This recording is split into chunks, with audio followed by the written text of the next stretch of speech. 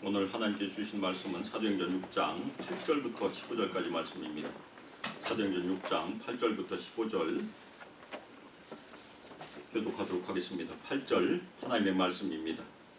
스데반이 은혜와 권능이 충만하여 큰 기사와 표적을 민간에 행하니 이른바 자유민들 그즉 브레인 알렉산드라인 길리기아와 아시아에서 온 사람들의 회당에서 어떤 사람들이 일어나 더불어 논쟁하되 스데반이 지혜와 성령으로 말함을 그들이 능히 당하지 못하여 사람들을 대하여 말하되 이 사람이 모세와 하나님을 독한 말을 하는 것을 우리가 들었노라 하고 백성과 장로와 서기관들을 충동시켜 와서 잡아가지고 공회에 이르러 거짓 증언을 세우니 이르되 이 사람이 이 거룩한 것과 율법을 거스르지 아니하는 그의 말에 이 나사렛 예수가 이곳을 헐고 또 모세가 우리에게 전하여 준 규례를 고치겠다 함을 우리가 들었노라 하거늘 공회 중에 앉은 사람들이 다 스데반을 주목하였고 그 얼굴이 천사의 얼굴과 같더라.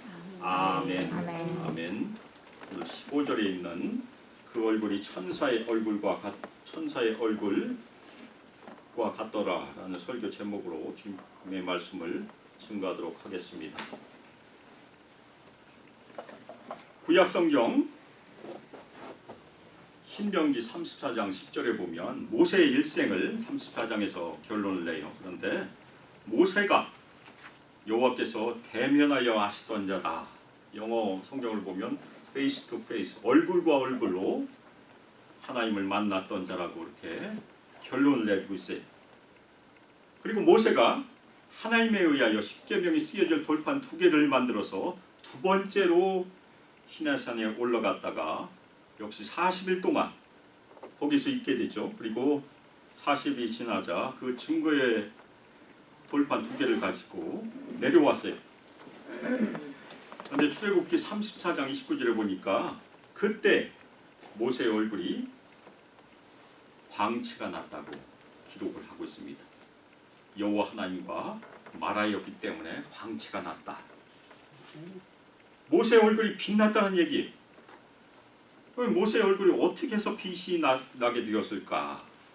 그것은 모세가 거룩하고 영광스러운 하나님의 임재를 체험했기 때문에 얼굴이 빛이 난 것이, 너무나 빛이 났기 때문에 나중에 수건으로 얼굴을 가리는 일이 생기게 됐죠. 오늘 말씀에서는 예루살렘 교회가 공동체를 긍휼로 섬기는 직분, 지난주에 저희가 7사람에 대해서 얘기를 같이 나눴기 때문에 긍휼의 사역이라고 말씀드렸습니다. 그 긍휼로 섬기는 직분으로 선출한 7사람 중에 한 사람, 누구입니까? 스데반의 얘기가 등장을 해요. 7사람 중에 스데반, 그리고 8장에 가면 빌립이 등장을 하게 됩니다. 그런데 스데반이 처했던 상황은 아주 적대적인 상황이에요. 생명의 위기를 당하게 됩니다. 그런데 그 생명의 위기 가운데서도 스데반의 얼굴이 천사의 얼굴처럼 빛났다고 그렇게 누가가 얘기하고 있어요. 그래서 오늘 말씀은 하나님의 영광스러운 임재에 대한 말씀이에요. 하나님의 영광스러운 임재는 어떤 상황에서도 주님의 종의 얼굴을 무엇처럼 변화시킬 수 있습니까? 천사의 얼굴처럼 변화시키는 능력이 있다. 모세가 40일 동안 아무것도 먹지 않았는데 모세의 얼굴은 해처럼 빛났었어요. 그래서 오늘 우리 모든 성도들도 우리 얼굴도 천사의 얼굴처럼, 천사와 같은 얼굴처럼 변하기를 소망함으로 말씀을 같이 살펴보도록 하겠습니다. 예루살렘 교회 공동체가 7사람을 선출했어요. 근데 그 중에 스데반이 오늘 등장하는데, 스데반은 은혜와 권능이 충만하여 큰 기사들과 표적들을 백성들 사이에서 행하고 있었다라고 누가가 소개하고 있습니다. 지난주에 저희가 살펴봤던 것을 상기시켜보면 7 집사는 어떤 특징을 가지고 있었습니까? 성령과 지혜가 충만한 사람. 그 다음에 7사람의 이름이 등장하는데 그 중에 누가가 특별히 스데반을 믿음과 성령이 충만하다고 기록했어요. 그런데 오늘 말씀에서는 이 스데반이 은혜와 권능이 충만하다, 그렇게 소개하고 있습니다. 성령과 지혜, 믿음과 성령이 충만한 것은 드러나지 않는 내적인 성품일 수 있어요. 그런데 그것이 밖으로 드러나는 일이 은혜와 권능으로 드러난다는 얘기. 은혜는 성령의 선물 중에 하나입니다. 그래서 은혜가 충만한 사람들은 이 스데반처럼 하나님의 보살핌과 도우심을 잘 드러내게 된다. 성도들을 잘 섬기게 된다는 얘기. 그래서 하나님의 은혜로 이 스데반이 긍휼로 잘 섬겼고 사람들을 잘 도왔다는 얘기입니다. 그 다음에 권능은 그 다음과 연결이 돼요. 하나님의 성령의 능력을 드러내는 표징이 권능이니까. 그래서 스데반이 기사들과 표적들, 백성들 사이에서 행한 것이 능력의 표징이었었어요. 예수님께서 이 땅에 계실 때 큰 기사와 표적들을 많이 행하셨어요. 그리고 예수님께서 부활하시고 승천하신 이후에 사도들이 예수님의 사역을 이어받아서 큰 기사와 표적들을 당연히 행하였습니다. 그런데 그 큰 기사와 표적들은 사도들에게만 국한된 것인가? 요즘도 은사가 중지되었는가? 은사가 아직도 이어지는가? 아직도 결론이 나지 않았어요. 그런데 은사 중지론자들은 은사는 사도들에게만 국한된 것이라고 주장하는 사람들이. 그런데 오늘 말씀 보니까 큰 기사와 표적들은 12사도들에게만 국한된 것이 아니라는 것이 이 스데반의 예가 됩니다. 스데반은 사도가 아니었어요. 12사람 중에 속하지 않고 7사람 중에 속했습니다. 7집사 중에 하나라는 얘기. 따라서 이 큰 기사와 표적들이 처음으로 12제자를 넘어서 확장되고 있음을 스데반의 일을 통해서 보여주고 있는 것입니다. 지금도 기사와 표적이 가능하다는 얘기입니다. 물론 그것은 하나님께서 하신 일이 우리가 만들어내는 일이 아니고 우리 신자들 통해서도 기사와 표적이 일어날 수 있다는 것이 이 스데반의 예예요. 스데반은 성도들을 긍휼로 섬기는 직분을 받았어요. 그래서 아마도 음식과 옷이 필요한 신자들을 열심히 섬기는 책임을 수행했을 것입니다. 그런데 그 사람들 중에서 대부분 가난하고 약한 사람들이니까 병든 사람이 있었을 것이고 간혹 귀신 들린 사람들도 있었을 것이에요. 그런데 스데반이 능력으로 병든 사람들도 치유하고 귀신도 쫓아냈다는 얘기. 사도가 아닌데 그것이 스데반의 사역 가운데 있었습니다. 아주 좋은 말씀이잖아요. 좋은 내용이었었어요. 그런데 구절은 우리 개역개정은 번역하고 있지 않지만 그러나라는 말이 시작이 돼. 스데반의 삶 가운데 좋지 않은 무슨 일이 일어나는 신호가 바로 구절에서 시작이 됩니다. 오늘 말씀에 의하면 자유민들의 회당이라고 불리는 곳에서 온 어떤 사람들, 구레네인과 알렉산드리아인을 포함해서 길리기아 그리고 아시아에서 온 사람들이 일어나 스데반과 더불어 논쟁했어요. 이 사람들은 자유민들이라고 불리는 그 회당 사람들이었습니다. 그래서 아마도 이 사람들은 원래는 노예였었어요. 그런데 자유를 얻고 다시 예루살렘으로 돌아온 디아스포라, 흩어졌던 사람들, 유대인들이 예루살렘에 와서 자유민들의 회당이라고 이름을 지었던 것으로 보입니다. 스데반도 디아스포라 유대인이었었어요. 서로 통할 수 있습니다. 그런데 오늘 말씀에 보면 이 디아스포라 유대인들이 스데반을 적대적으로 대해요. 구레네는 북아프리카에 있습니다. 그리고 알렉산드리아는 이집트에 있어요. 거기서 온 사람들입니다. 우리가 복음서에서 구레네 사람 한 사람을 잘 알고 있습니다. 누구입니까? 구레네 시몬이죠. 구레네 시몬은 어떻게 하나님의 은혜를 경험했습니까? 예수님의 십자가를 억지로 졌어요. 그런데 마가복음에 보면 두 아들의 이름이 나오니까 그 가족이 예수님의 공동체의 일원이 됐을 것이라고 저희가 이해를 하고 그 아들은 로마서에 가도 나오고 그 아들의 어머니, 그러니까 구레네 시몬의 부인이 되겠죠. 바울이 자신의 어머니라고 했을 정도입니다. 아주 가까운 그런 관계였었어요. 그래서 구레네 시몬도 억지로 예수님의 십자가를 졌지만 하나님의 은혜를 체험했던 그런 사람이었었습니다. 길리기아는 소아시아, 지금 터키예요. 지금은 터키라고 부르지 말라고 해서 투르키예라고 그러죠. 투르키의 남동쪽에 위치해 있고, 아시아도 우리를 얘기하지 않아요. 소아시아, 아시아 마이너죠. 그래서 현재 투르키의 지역에서 온 디아스포라 유대인들이, 근데 스데반 자신이 흩어져 있던 유대인, 헬라파 유대인 출신이니까 이 디아스포라 유대인들에게 가서 헬라어로 아마 서로 교통을 했을 것 같아요. 회당에 출입을 하면서 예수님에 대해서 증거를 했을 것이, 예수님께서 약속된 메시아이시다. 그리고 예수님께서 죽으셨지만 부활하셔서 이스라엘의 구세주가 되셨고 지금은 하나님 우편에 앉아 계시다.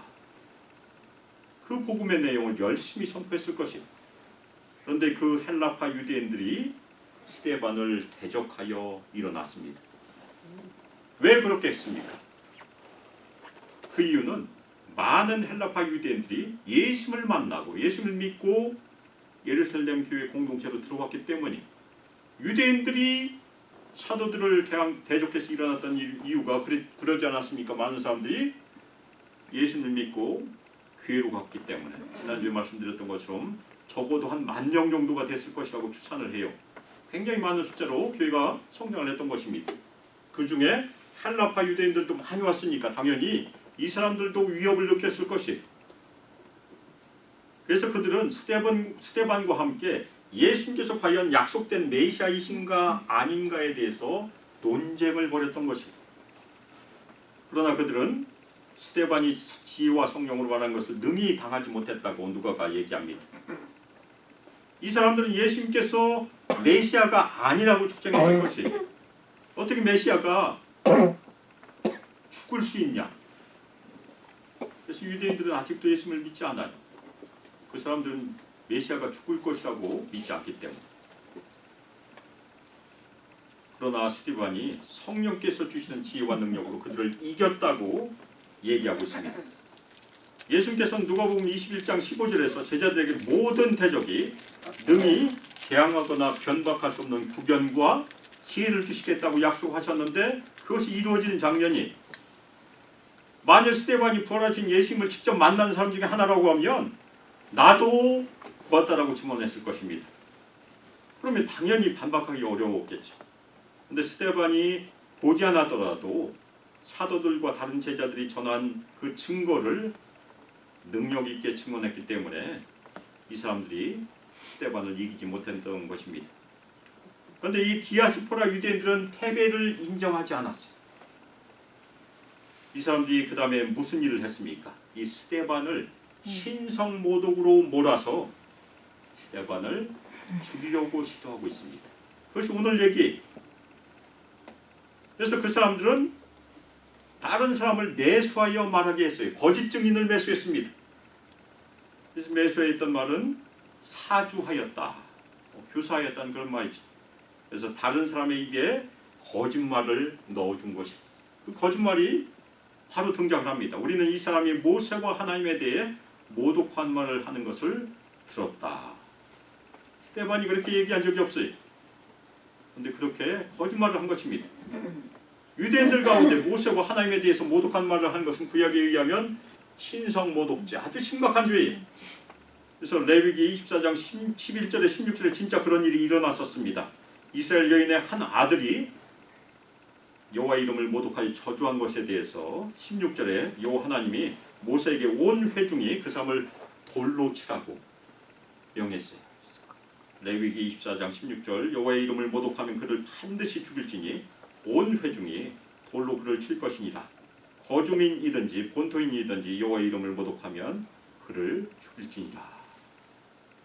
그리고 이 사람들은 백성들과 장로들과 서기관들을 충동시키고 스데반을 잡아서 공회 앞으로 데리고 왔어요. 사도들도 공회 앞에 섰었죠. 그런데 스데반 혼자 지금 공회 앞에 선 것입니다. 그리고 이 사람들은 거짓 증인들을 세웠어요. 예수님께서 심판을 당했던 그 장면과 너무나 흡사해요. 그래서 거짓 증인들이 다음과 같이 말했어요. 이 사람이 끊임없이 이 거룩한 것과 율법을 거스르는 말을 합니다. 성전과 율법을 거스르는 말, 그것을 했다고 지금 고소하고 있는 것이고, 그래서 신명기 28장 15절에 의하면 하나님의 말씀 곧 율법을 거스르는 말을 한 것은 하나님을 모독하는 일이. 신명기 28장 15절 내가 만일 내 하나님 여호와의 말씀을 순종하지 아니하여 내가 오늘 내게 명령하는 그의 모든 명령과 규례를 지켜 행하지 아니하면 이 모든 저주가 내게 임하며 내게 이를 것이니. 이 사람들의 주장에 대해서는 다음 절에 잘 나와 있어요. 14절에 보니까 우리는 그가 이 나사렛 예수가 이곳을 헐고 모세가 우리에게 전해준 규례를 바꾸겠다고 말한 것을 들었습니다.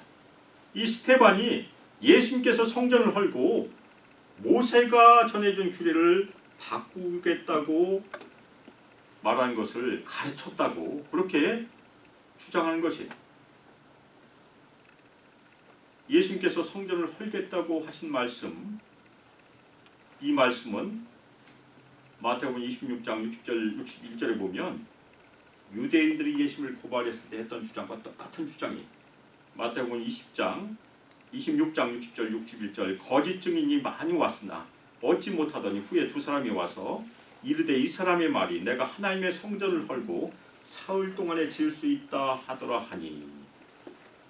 이 말씀은 요한복음 2장 19절에 기록된 예수님의 말씀을 왜곡한 그런 주장이. 요한복음 2장 19절 예수께서 대답하여 이르시되 너희가 이 성전을 헐라 내가 사흘 동안에 일으키리라. 요한은 이것을 설명해 예수님의 말씀에 눈에 보이는 성전이 아니고 성전된 자신의 육체를 가리켜서 말씀하신 것이라고. 무슨 얘기냐면 예수님께서 죽으신 이후에 3일 만에 부활하실 것을 가르친 말씀이에요. 그리고 예수님께서는 성전을 파괴한다고 말씀하신 적이 없어요. 그런데 이 사람들이 왜곡해서 지금 말하고 있는 것이고, 또 모세의 규례를 바꾸실 것이라는 주장은 바리새인들과 논쟁에서 많이 등장했던 얘기죠. 안식일 논쟁, 그리고 음식에 대한 논쟁이 있었어요. 아마도 그것으로 이 스데반을 공격한 것이 아닌가, 그렇게 저희가 이해할 수 있습니다. 스데반이 예수님을 증거할 때 뭐라고 얘기했을 것 같습니까? 더 이상 희생 제사를 통하여 너희가 의로워지는 것이 아니다. 동물의 피로 의로워지는 것이 아니고 사람들의 죄를 피로 대속하기 위하여 죽음을 당하시고 부활하신 예수님을 믿음으로 의로워진다. 그렇게 선언했을 것이. 그러면 스데반이 희생 제사를 피하는 것을 주장한 것이 되니까 당연히 모세가 명령한 규례를 없애겠다고 주장한 그런 주장이 됩니다. 그것도 심각한 공격 중에 하나였었어요. 그런데 15절 보니까 공회 중에 앉은 모든 사람들이 주목할 때 그의 얼굴이 천사의 얼굴 같음을 보았어요. 천사의 얼굴은 무엇을 말합니까? 천사의 얼굴은 어떻게 생겼습니까? 우리가 본 적이 없으니까 우리도 잘 모르죠. 아마도 그것은 밝게 빛나는 얼굴을 말한 것이 아닌가 저희가 이해할 수 있어요.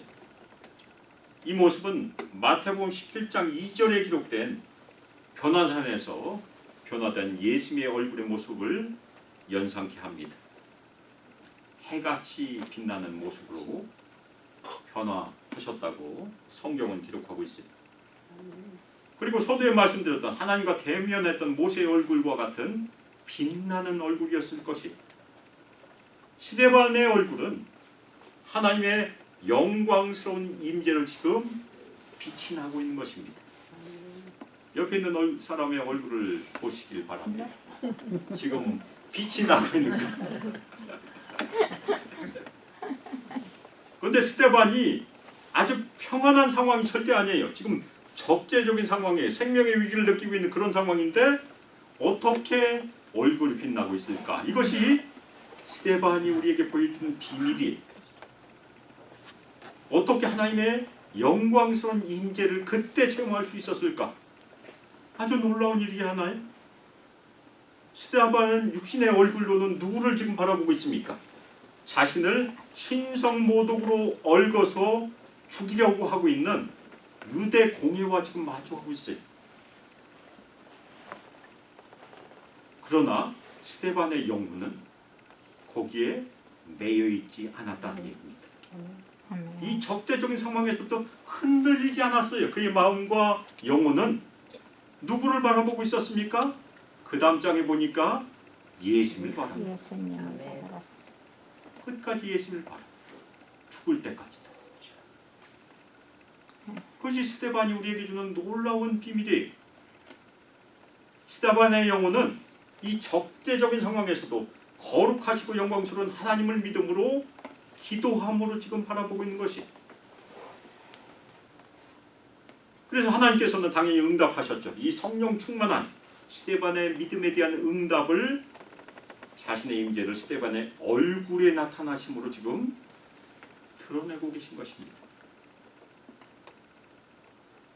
우리의 얼굴은 지금 어떤 얼굴을 가지고 있습니까?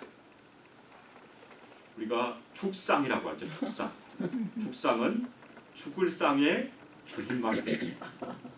죽상. 아니면 정반대는 무엇입니까? 빛나는 얼굴이에요. 웃는 얼굴. 아멘. 그래서 우리 모든 성도들 오늘 스데반이 우리에게 보여줬어요.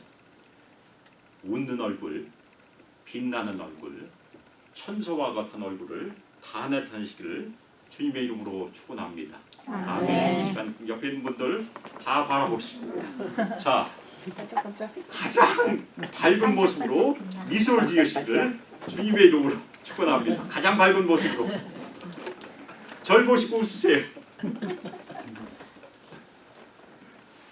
오늘 우리가 배운 중요한 교훈은, 비밀은 하나님을 대면하면 대면할수록, 예수님을 만나면 만날수록 우리의 얼굴이 빛날 수 있다는 얘기. 아멘. 그것이 스데반이 오늘 주는 교훈이에요. 우리는 어떻게 하나님을 만나고 있습니까? 물론 옆 사람을 통해서도 우리가 하나님을 드러내니까 옆 사람이 하나님을 반사하는 거울이에요, 사실은. 그리고 우리가 기도를 통해서, 말씀을 통해서 우리는 하나님을 대면합니다. 우리가 2024년 오늘 소경진 집사님께서 대표교사 하실 때 3주 남았다고 말씀하셨는데 12월입니다. 마무리하는 시절이에요. 2024년 마무리하면서 믿음으로 하나님을 깊이 만나시기를 주님의 이름으로 축원합니다. 그리고 2025년 우리가 바라보고 있잖아요.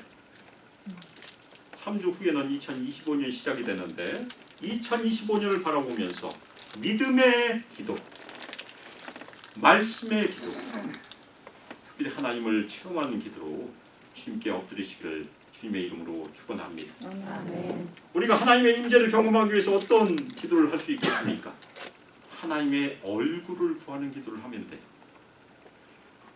우리의 신앙의 선조들이 하나님의 얼굴을 구했어요. 그러면 하나님께서는 응답하셔서 자신의 임재를 나타내실 것입니다. 그래서 우리 모든 성도들 하나님의 얼굴을 구하는 기도를 바로 오늘부터 시작하시기를 주님의 이름으로 축원합니다. 우리가 하나님의 얼굴을 열심히 구하는 것은 우리가 개인적으로 이기는 길이, 그리고 우리가 교회적으로도 2025년에 부흥을 경험할 수 있는 제일 좋은 길임을 믿으시길 바랍니다. 우리 모든 성도들 매일 믿음과 말씀으로 기도를 통해서 하나님을 대면하시길 주님의 이름으로 축원합니다. 특별히 매일 하나님의 얼굴을 구하는 기도를 주님께 올려드리기를 주님의 이름으로 축원합니다. 우리 모든 성도들 하나님을 대면하고 하나님의 임재를 깊이 체험하여서 우리 수맘교회에서, 그리고 우리 가정에서, 그리고 삶의 현장에서 하나님의 빛을 드러내는, 하나님의 놀라운 영광과 진리의 빛을 드러내는 주님의 성도들로 헌신하시길 주 예수 그리스도의 이름으로 축복하며 기도합니다. 아멘. 이제는 주 예수 그리스도의 은혜와 하나님의 사랑과 성령 하나님의 교통 교제하심과 우리에게 권능을 부어주시고 충만히 마시고 우리 모든 성도들 인도하시고 이 땅에서 예수 그리스도를 늘 신실하게 믿음으로 엎드려 순종함으로 우리의 기도 가운데 하나님의 얼굴을 구함으로 우리의 삶 가운데 하나님의 놀라운 빛, 하나님의 진리의 빛, 빛나는 얼굴을 이 땅에서 드러내기를 소망하며 결단합니다. 우리 수많게 모든 성도들과 청년들과 유스 아이들 위해 영원토록 함께하기를 주 예수 그리스도의 이름으로 축복하며 기도합니다. 아멘.